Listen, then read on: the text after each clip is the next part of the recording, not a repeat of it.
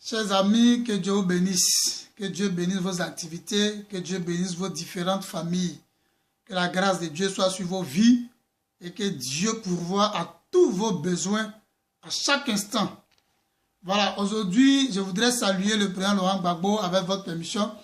Voilà, je voulais dire au président Laurent Gbagbo que nous l'aimons, que nous pensons à lui tous les jours, que nous sommes avec lui et que nous n'allons jamais le laisser tomber, nous n'allons jamais l'oublier, qu'il retienne que au-delà de tout, nous sommes avec lui. Nous sommes avec lui. Ça, c'est le résumé de ce qu'il avait fait déjà en 2010, qui est là. Et avec ses ambitions pour 2015, 2010-2015. Voilà. Donc, depuis qu'il est arrivé au pouvoir en 2000, ce qu'il a commencé à faire jusqu'au 19 septembre 2002, et de cette date jusqu'en 2010, ce qui avait été fait, donc le résumé, il est là, je crois bien à 11 points. Voilà.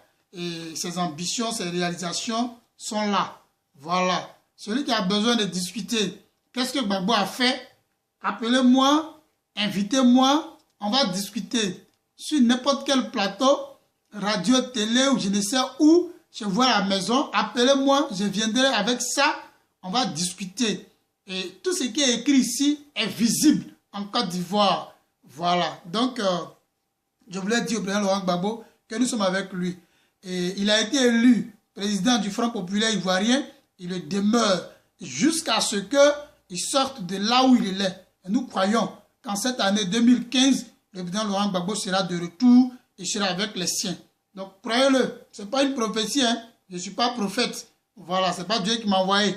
Mais moi, je dis, Gbagbo en 2015 sera avec ses frères ivoiriens que nous sommes en Côte d'Ivoire. Voilà.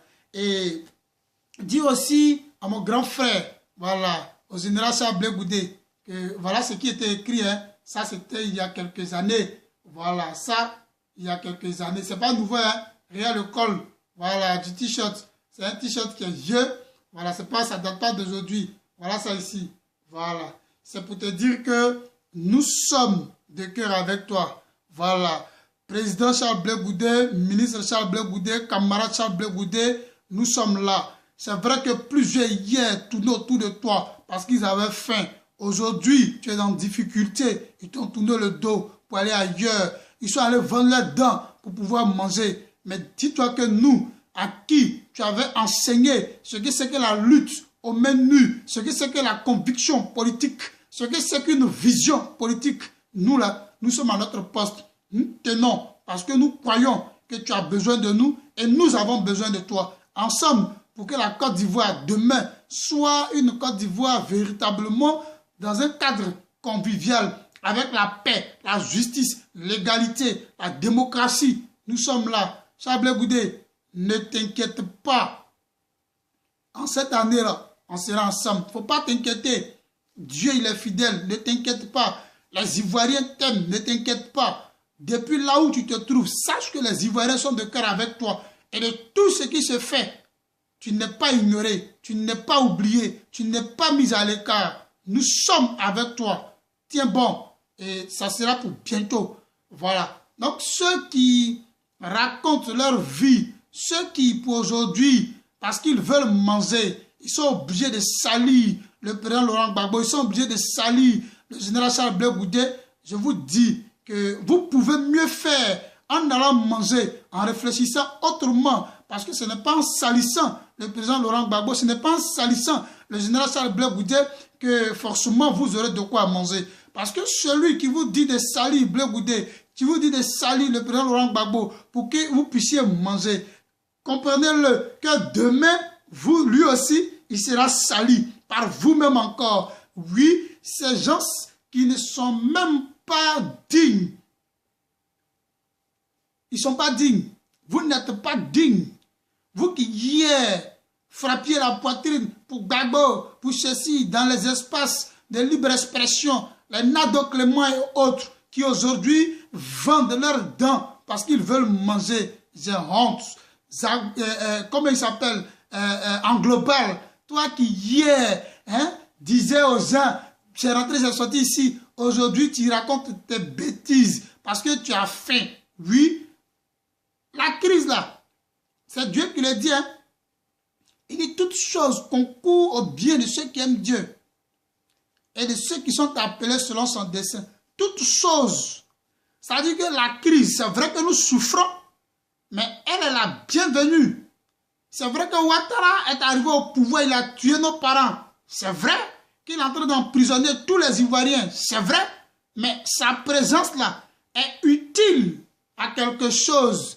Et ce quelque chose-là, c'est ce que nous voyons aujourd'hui. Afin N'Guessan qui tourne le dos au président Laurent Gbagbo. Oui, tous ces camarades qui guerrent étaient avec le général Charles Blé Goudé, qui tournent le dos à Charles Blé Goudé aujourd'hui parce qu'ils ont faim. Les Pays Côte d'Ivoire, les Adi Djedje qui se permettent de raconter n'importe quoi. Comment quelqu'un qui crée un parti politique et qui va s'aliéner.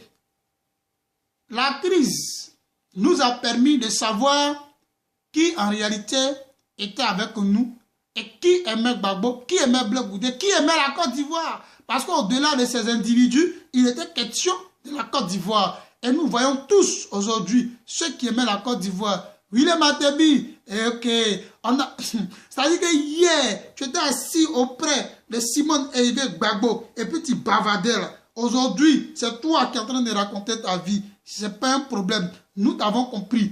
De toutes les façons, la ville, c'est une roue. Elle tourne. Moi, je vais vous dire qu'Alassane Dramane Ouattara, même s'il se mettait au pouvoir pendant des années, n'oubliez pas qu'Houphouët-Boigny, il est mort. Félix Houphouët-Boigny, il est mort. N'oubliez pas. Et on ne dit pas que nous sommes en fait, que nous n'allons pas mourir. Mais je vais vous dire que Ouattara n'est pas éternel là où il est. Et c'est le lieu de dire aux hommes politiques, surtout à ceux avec qui nous sommes dans le même cas en ce moment, que quand demain, là, les choses vont s'améliorer parce que, quoi qu'il advienne, les choses vont s'améliorer. Ça ne dépend pas de moi, ça ne dépend pas de vous, mais les choses vont s'améliorer. Ça ne dépend même pas de Ouattara, mais les choses vont s'améliorer. Qu'il veuille, qu'il ne veuille pas, les choses vont s'améliorer. Et donc, demain, quand les choses vont s'améliorer, croyez-moi, ceux qui ont choisi aujourd'hui de vendre leurs dents, même dents artificielles, on ne va pas leur donner ça. Dents artificielles, ils n'auront pas ça. Ils n'ont qu'à rester dans leur camp et nous sommes là où nous sommes. Il faut qu'on arrive à se respecter un jour. Donc, sur ce, camarades et chers amis, je voudrais une fois de plus bénir Dieu pour vous et vous dire que la lutte continue. Et soyons sereins, n'en voulez à personne et n'enviez personne. Pour ceux qui le font, qu'ils continuent de le faire. Mais le moment viendra où nous allons nous rencontrer à un carrefour. Et c'est au carrefour de l'histoire que chacun, soit la tête haute ou la tête baissée, en tout cas, on va se parler. Que Dieu bénisse la Côte d'Ivoire.